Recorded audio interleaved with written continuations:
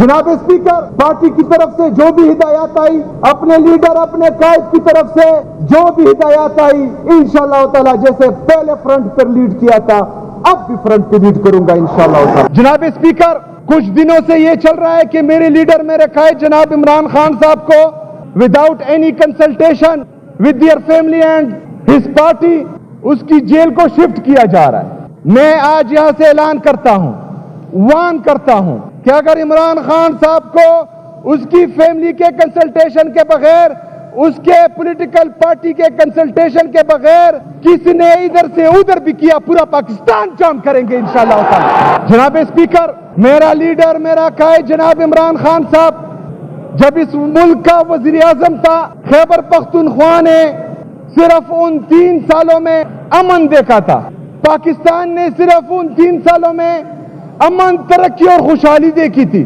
لیکن بدقسمتی سے ایبسولوٹلی ناٹ بولنے کے بعد، لیکن بدقسمتی سے اسرائیل کو تسلیم نہ کرنے کے بعد، لیکن بدقسمتی سے یس بوس نہ کہنے کے بعد لندن پلین میں ایک پلان بنا اور ریجیم چینج آپریشن ہوا اور میرے لیڈر میرے قائد جناب عمران خان صاحب کی جمہوری حکومت کو گرایا گیا۔ جناب اسپیکر، اسی لندن پلان میں خیبر پختونخوا سے پاکستان تحریک انصاف کو ختم کرنے کا پلان بھی بنایا گیا۔ کیسے ختم کرتے؟ یہاں کے نوجوان، یہاں کے بچے، یہاں کے بوڑھے، یہاں کی عورتیں، سب کے سب صرف اور صرف عمران خان سے محبت کرتے ہیں اور عمران خان کے نظریے کو مانتے ہیں، باقی ایک چیز کو نہیں مانتے۔ تو انہوں نے کوشش کی یہاں پر دوبارہ سے دہشت گردی لائی۔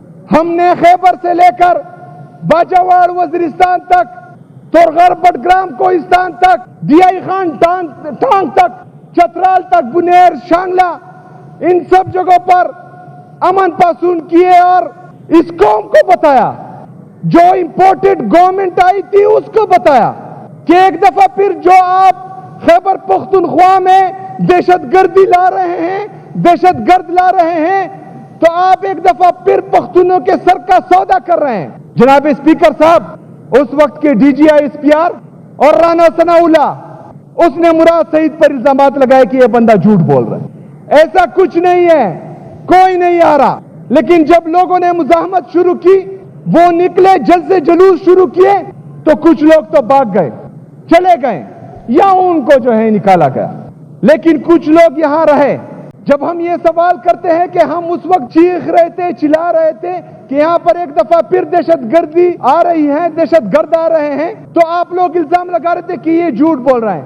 آج تیاری کر رہے ہو تو یا اس وقت جھوٹے تھے یا آج جھوٹے ہو، یا اس وقت آپ لوگوں نے پختون کے سر کا سودا کیا تھا یا آج کیا ہے۔ لیکن انشاءاللہ تعالی میں پورے خیبر پختونخوا کے عوام کو، پوری پاکستانی قوم کو یہ باور دلانا چاہتا ہوں کہ جس طرح میرا لیڈر میرا قائد جناب عمران خان صاحب ملٹری آپریشن کے خلاف ہیں، انشاءاللہ ہمارے ہوتے ہوئے کوئی ملٹری آپریشن نہیں کر پائے گا۔ جناب اسپیکر، ملٹری آپریشن کبھی بھی ایک مسئلے کا حل نہیں ہے۔ دنیا ڈائیلاگز کی طرف جا رہی ہے، ادھر ہمارے والے پریس کانفرنس کر کے کہتے ہیں کہ ہم نے 14,000 انٹیلیجنس بیسڈ آپریشن کیے ہیں، لیکن دہشت گردی ویسی کی ویسی ہے۔ آج بھی میرے لوگ آئی ڈی پیز ہیں، آج بھی میرے لوگوں کے گھر اجڑ رہے ہیں، آج بھی میرے لوگ شہید ہو رہے ہیں، تو ایسے آپریشنز کا کیا فائدہ؟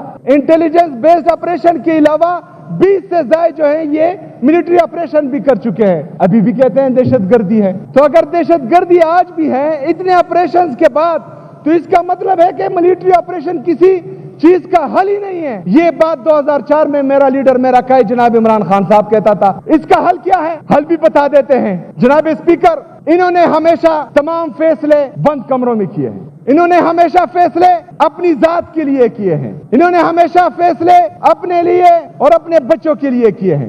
یہ اس مسئلے کا حل نہیں ہے۔ حل یہ ہے کہ آپ نے جہاں پر دہشت گردی ہے، یعنی خیبر پختونخوا کی گورنمنٹ جہاں پر آپ کہہ رہے ہیں دہشت گردی ہے، وہاں کے لوکل ریپرزنٹیٹیوز، ہمارے پارلیمنٹیرین، وہاں لوکل عوام، وہاں کے مائدین، وہاں کے مشران ان کو آپ نے اعتماد میں لینا ہوگا، ان سے آپ نے پوچھنا ہوگا کہ اس کو کس طرح ختم کیا جائے، تب اس کا حل نکلے گا۔ آپ نے افغان پالیسی پر نظر ثانی کرنی ہوگی۔ میرا لیڈر، میرا قائد جناب عمران خان صاحب جب وزیر اعظم تھا پاکستان کا، تب افغانستان میں اشرف غنی کی حکومت تھی، جس سے پاکستان کے اتنے اچھے خاصے تعلقات نہیں تھے، لیکن اس کے باوجود بھی میرا لیڈر، میرا قائد جناب عمران خان صاحب وہاں گیا، وہاں اس نے بات کی۔ ایک ریاست کے لیے ایک بندے کا دل اور نیت صاف ہونی چاہیے، عوام کا سوچنا چاہیے، مثالی بننا چاہیے، اعتماد اس کا بحال ہونا چاہیے، تو جس کی آپ کے ساتھ نہیں لگے گی وہ بھی آپ کی بات سنے گا۔ یہاں جن کی لگتی ہے وہی خفا ہو رہے ہیں۔ جناب اسپیکر، ان 3 سالوں میں افغانستان کے ساتھ ہماری کوئی ٹینشن نہیں رہی۔ ابھی مسئلہ یہ ہے کہ جو ہمارے افغان بہن بھائی یہاں آپ کے ساتھ 40 45 50 سال سے رہ رہے تھے، ان کو آپ دھکے مار کر نکال رہے ہیں۔ یہ کہاں کی انسانیت ہے؟ یہ کہاں کی مسلمانیت ہے؟ جس بندے کو ہم نے 40 45 50 سال اس ملک میں جگہ دی، اس کی یہاں رشتہ داریاں بنی، وہ یہاں پر پیدا ہوا، یہاں پر جوان ہوا، یہاں پر بوڑھا ہوا، اس کو آپ جو ہے دھکے مار کر نکال رہے ہیں، تو ایسے جو ہے پالیسیاں نہیں بنتی۔ ادھر حکومت خیبر پختونخوا، ہم علی امین بھائی کا جو وزیر اعلیٰ تھے اس وقت ان کا شکریہ ادا کرتے ہیں، انہوں نے ان کو یہاں سنبھالا، جگہ دی، ان کے لیے کھانے کا بندوبست کیا، ان کو آن کیا، ان کو عزت دی۔ یہ ہوتا ہے عوام کے لیے کام کرنا۔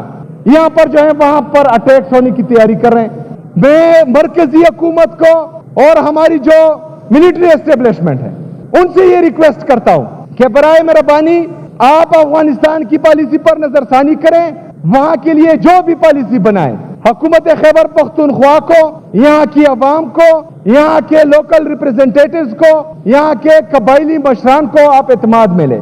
انشاءاللہ تعالی اس سے مثبت جواب آئے گا۔ ملٹری آپریشن کے علاوہ جو ڈرون اٹیک سے، مارٹر گولوں سے اور جیٹ بمبارمنٹ سے ہمارے معصوم لوگ شہید ہو رہے ہیں، اس پر بھی پوری قوم رنجیدہ بھی ہے، غمزدہ بھی ہے اور تشویش میں بھی ہے۔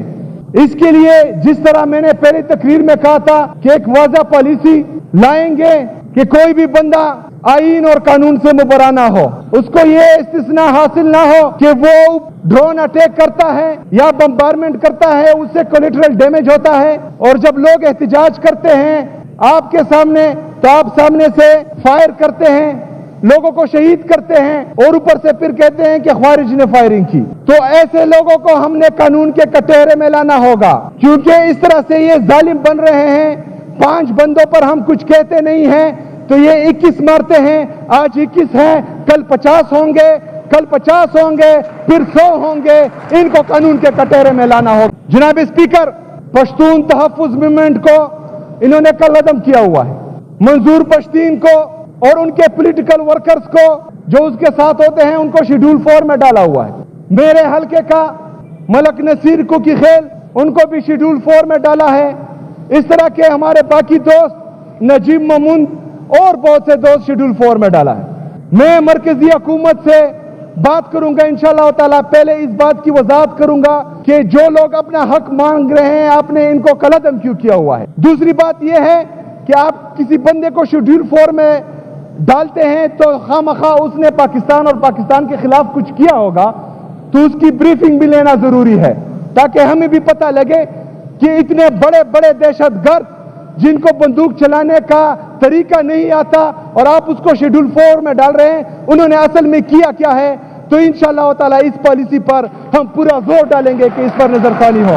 جناب اسپیکر، 9 مئی ہم سب کو پتہ ہے کہ پی ٹی آئی کے خلاف فالس فلیگ آپریشن تھا، صرف پاکستان تحریک انصاف کو بدنام کرنے کے لیے، ہمارے لیڈر ہمارے قائد جناب عمران خان صاحب کو اریسٹ کرنے کے لیے، یا ہمارے جو باقی ورکرز ہیں ان کو دبانے کے لیے کیا گیا تھا۔ باقی پاکستان میں تو ہم کچھ کر نہیں سکتے، لیکن خیبر پختونخوا میں جو ریڈیو پاکستان کو چلایا گیا تھا اس کی انکوائری میں کال کرتا ہوں انشاءاللہ تعالی، اس کا پتہ چلے گا کہ اس میں کون ملوث تھا۔ جناب اسپیکر، 9 مئی کے بعد جس طرح کے الزامات لگے، جس طرح کے پریس کانفرنس ہوئے، جس طرح ہمارے لوگوں کو اٹھایا گیا، ان کے گھروں پر چھاپے مارے گئے، ان کی تذلیل کی گئی، تو یہ صرف اور صرف پاکستان تحریک انصاف کو ختم کرنے کے لیے پرسوں ایک دفعہ پھر پاکستان تحریک انصاف کو دہشت گرد डिक्लेयर करने के लिए एक बंदा खुद इस्लामाबाद और पिंडी से यहाँ पिशावर आया और प्रेस कॉन्फ्रेंस की, तो मैं कहना चाहूंगा कि वो अपने हक में इतनी सफाई देता है, वो अपनी हक में इतनी सफाई देता है, उसे कहो कि हमें सब दिखाई देता है। जनाब स्पीकर, रियासत अवाम है और अवाम ही रियासत है, और इस वक्त अवाम इमरान खान के साथ खड़ी है और इमरान खान ही रियासत है। रियासत अवाम है और अवाम की बदौलत ही रियासत कायम रहती है। इस अवाम ने 8 फरवरी को पूरे पाकिस्तान में सिर्फ और सिर्फ इमरान खान के हक में फैसला किया था। इन्होंने वोट इमरान खान को दिया था। तो आईन और कानून ये कहता है कि रियासत के इदारे जो अपने आप को रियासत समझते हैं, उनका ये काम नहीं है कि वो पॉलिटिकल प्रेस कॉन्फ्रेंसेस करे, उनका काम ये है कि वो इस आवाम के मैंडेट की हिफाजत करे। बदकिस्मती से 8 फरवरी को धांधली की गई, जिस पर कॉमनवेल्थ की रिपोर्ट मौजूद है। जनाब स्पीकर, इंशाल्लाह बहुत जल्द कॉमनवेल्थ की वो रिपोर्ट मैं इस असेंबली पर आपकी इजाजत से टेबल करना चाहूंगा। बराए मेहरबानी उस पर जो है आपने बहस करना है, लोगों को दिखाना है और बताना है कि किस किस्म की धांधली 8 फरवरी को हुई थी। इसके अलावा मैं तमाम हमारे जितने भी बार्स हैं, इंशाल्लाह ताला उसको भी वो कॉमनवेल्थ की रिपोर्ट भेजूंगा। इसके साथ साथ 8 फरवरी को यहाँ खैबर पख्तूनख्वा में हमारे जितने हलकों पर डाका डाला गया, उसकी भी इंक्वायरी इंशाल्लाह ताला मैं कॉल करता हूँ। जनाब स्पीकर, 26 नवंबर की रात एक तारीख रात थी, हमारे लोगों पर सीधी फायरिंग की गई। अपने ही सिक्योरिटी फोर्सेस ने हमारे कारकुनों को शहीद किया। आज भी टीएलपी के शोहदा पर इन्होंने जो है स्ट्रेट फायरिंग की। ये लोग खूनी दरिंदे बन चुके हैं। ये लोग जब तक अपने अवाम का खून ना चूसे, इनको चैन नहीं आता। बराए मेहरबानी, बंद कमरों के जो फैसले आप कर रहे हैं, इससे आपको नुकसान हो रहा है, आपको गलत कोई गाइड कर रहा है। जोर जबरदस्ती से आप इस मुल्क में ना इस मुल्क के अवाम को अपनी तरफ माइल कर सकते हैं, ना पाकिस्तान को ठीक कर सकते हैं। ये कौन आपको ये मशवरे दे रहा है? गलत मशवरे दे रहा है। आए अवाम में, बाहर निकले, अवाम का सामना करें, अवाम से पूछें। अवाम आपको बताएगी कि वो आपसे कितना प्यार करती है। अवाम आपको बताएगी कि वो किसको चाहती है, क्या चाहती है। बंद कमरों के फैसले और ये गलत मशवरे आपको मजीद तबाही की तरफ लेके जा रहे हैं। जो मेन स्टेक होल्डर हैं, जो अवामी नुमाइंदे हैं, जो अवाम की वोट से आते हैं, जो असल में अवामी नुमाइंदे हैं, उनके साथ बैठे, उनके साथ बात करें, उनसे सुने। वो आपको बताएंगे कि पाकिस्तान में क्या हो रहा है, क्या चल रहा है और किसके ज़हन में आपके लिए क्या है। मैं शदीद अल्फाज में आज टीएलपी के जो शोहदा हुए हैं, इस जुल्म, जबर और फसैयत की भरपूर अल्फाज में मुजम्मत करता हूं। मैं इंशाअल्लाह ताला हमारे जितने भी खैबर पख्तूनख्वा के 26 नवंबर के शोहदा है, मैं तमाम के घर जाऊंगा इंशाअल्लाह ताला, वहां हाजिरी जरूर लगाऊंगा इंशाअल्लाह।